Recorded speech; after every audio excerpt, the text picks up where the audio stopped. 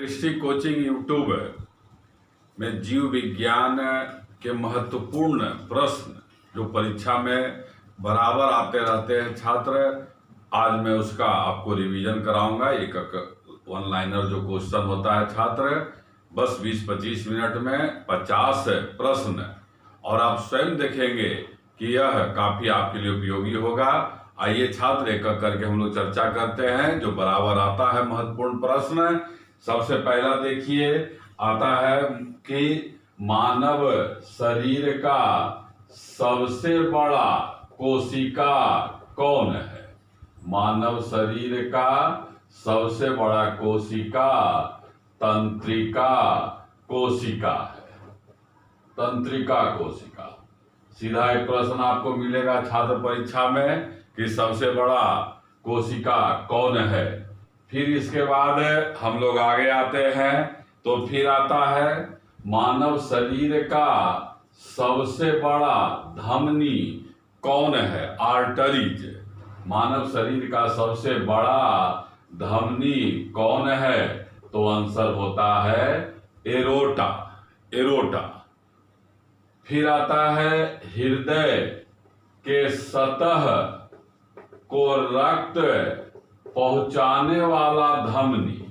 हृदय के सतह को कौन धमनी है जो रक्त पहुंचाता है, तो आंसर होता है कोरोनरी धमनी। और इसी कोरोनरी धमनी में जब कोलेस्ट्रॉल का जमाव हो जाता है, कोलेस्ट्रॉल का, तब क्या होता है छात्र, हृदय आघात या हार्ट अटैक होता है। आपको बताया हुआ है कि फेफड़ा, हृदय ही एक ऐसा अंग है जो कभी काम करना बंद नहीं करता है। अगला प्रश्न पर हम लोग आते हैं छात्र, आता है मानव शरीर में सबसे अधिक भार किसका होता है, तो आंसर है जल का।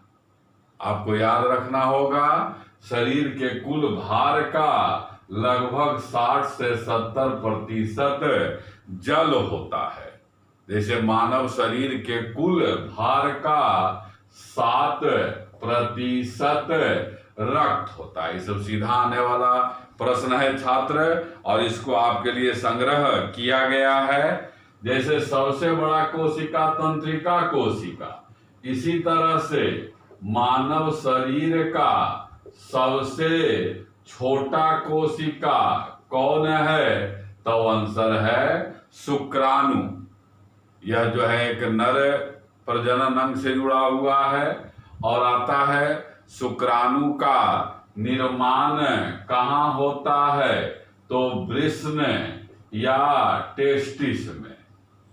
फिर इसके बाद हम लोग आगे बढ़ते हैं छात्र, किस हार्मोन को करो या मरो तथा लड़ो और उड़ो हार्मोन कहते हैं। दो उपनाम है, तब इसका आंसर है एड्रीनालीन हार्मोन। आप समझ रहे हैं छात्र, अगर आप परीक्षा दे रहे हैं तो यह सब वही प्रश्न है जो बराबर आता है, और इनको बार बार आपको ध्यान देते रहना है। आगे हम लोग बढ़ेंगे छात्र, आता है किस ग्रंथि को सुपर मास्टर ग्रंथि कहते हैं। सुपर मास्टर ग्रंथि, तब आंसर होता है हाइपोथैलेमस। सुपर मास्टर और एक है मास्टर ग्रंथि, जो आप जान रहे हैं छात्र। मास्टर ग्रंथि किसे कहा जाता है, तो आप जान रहे हैं शरीर का सबसे छोटा ग्रंथि पीयूष ग्रंथि या पिट्यूटरी ग्रंथि है।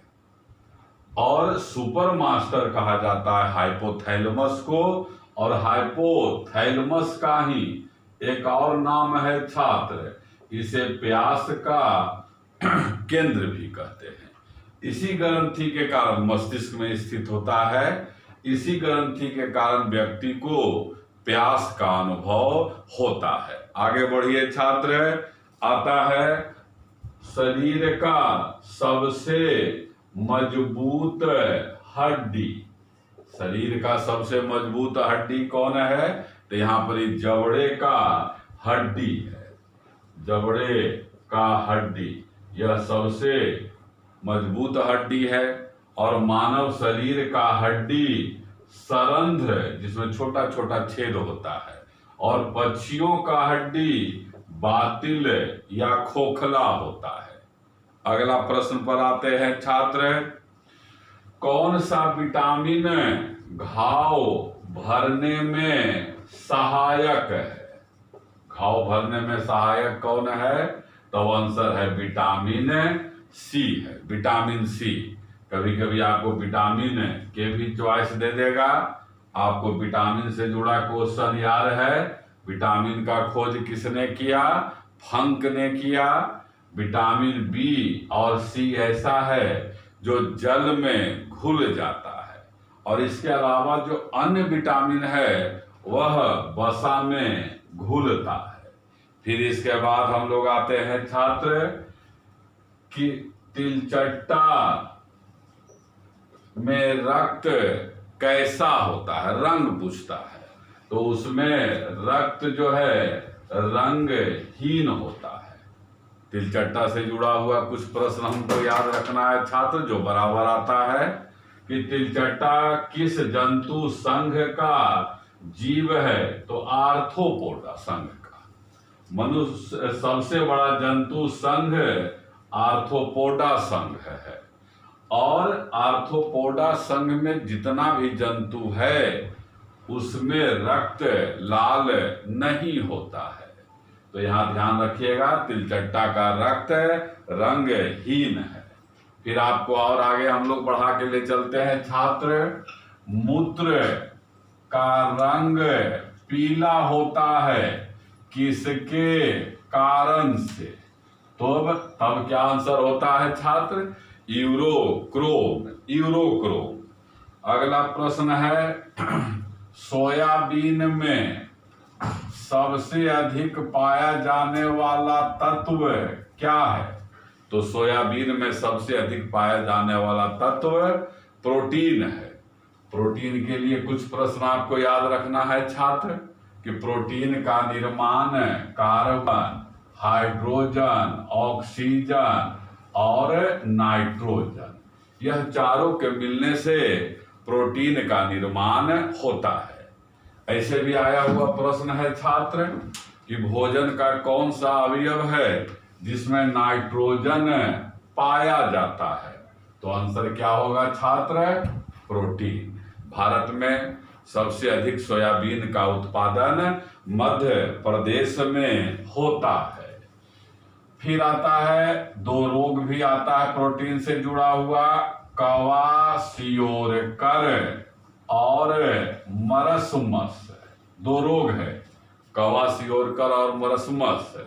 अब यहाँ पर चॉइस दे देगा प्रोटीन, कार्बोहाइड्रेट, वसा, लोहा, किसके कमी से यह रोग होता है? तब आंसर क्या है छात्र? प्रोटीन के कमी से। आगे हम लोग बढ़ते हैं। राष्ट्रीय विज्ञान दिवस मनाया जाता है। राष्ट्रीय विज्ञान दिवस कब मनाते हैं छात्र? तो 28 फरवरी को मनाया जाता है। आगे हम लोग बढ़ते हैं, ये भी आपको बराबर मिलेगा छात्र। पहला हृदय प्रत्यारोपण किसने किया था? पहली बार हृदय प्रत्यारोपण किसने किया था? तब इसका आंसर होता है क्रिस्टन बर्नार्ड। बराबर आने वाला सब प्रश्नों का चर्चा हम लोग कर रहे हैं छात्र। इसके बाद आता है कि कौन सा रक्त समूह सर्वदाता है? ओ सर्वग्राही है, ए बी। और रक्त समूह का खोज किसने किया है? लैंड स्टीनर ने खोज किया है। आगे हम लोग बढ़ेंगे छात्र। आएगा कि व्यक्ति को जो ऑपरेशन किया जाता है या उसको बेहोश करना है, तो बेहोश करने के लिए प्रयोग क्या चीज का किया जाता है? क्लोरोफार्म का प्रयोग होता है। फिर आपको और मिलेगा क्वेश्चन, एंजाइम, जो मानव शरीर से एंजाइम भी निकलता है जो पचाने का कार्य करता है, वह क्या होता है? तो एंजाइम क्या होता है, यह भी क्वेश्चन है। एंजाइम एक प्रकार का प्रोटीन होता है। सबसे बड़ा ग्रंथि कौन है? यकृत है सबसे बड़ा ग्रंथि।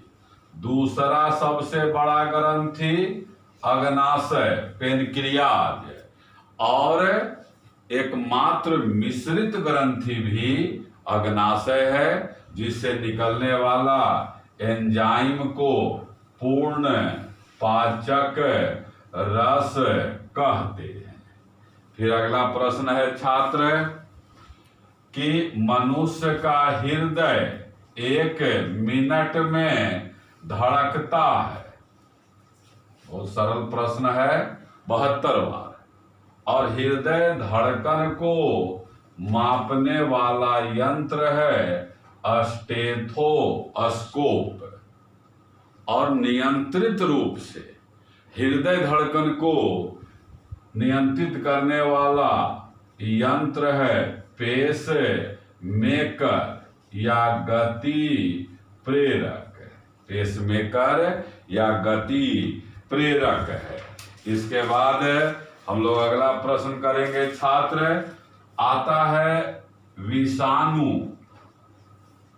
वायरस जिसे कहते हैं, से कौन कौन रोग होता है? तो उसमें आपको ध्यान रखना है छात्र, एड्स है, डेंगू बुखार है, पोलियो,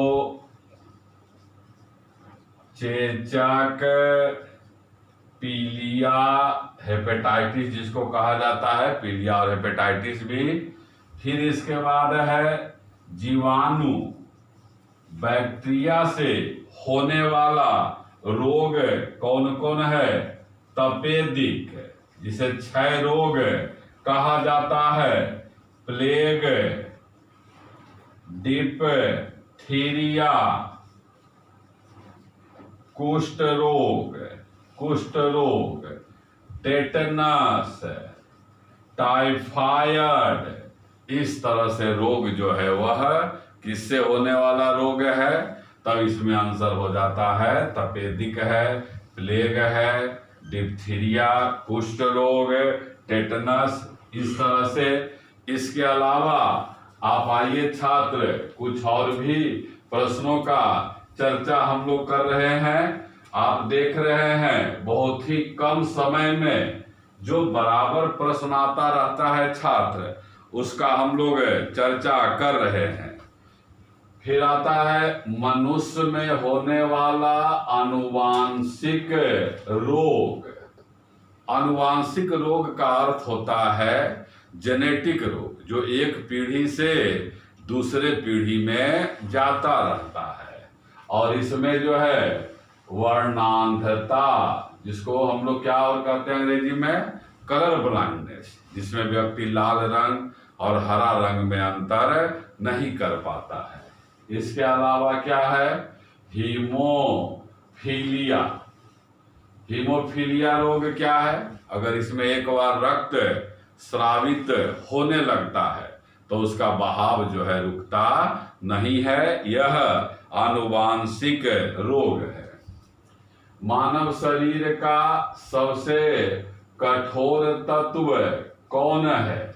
तो आंसर क्या है? एनामेल। और यह एनामेल कहाँ पाया जाता है? दांत के ऊपरी परत पर सतह होता है और इसी के कारण दांत चमकीला होता है।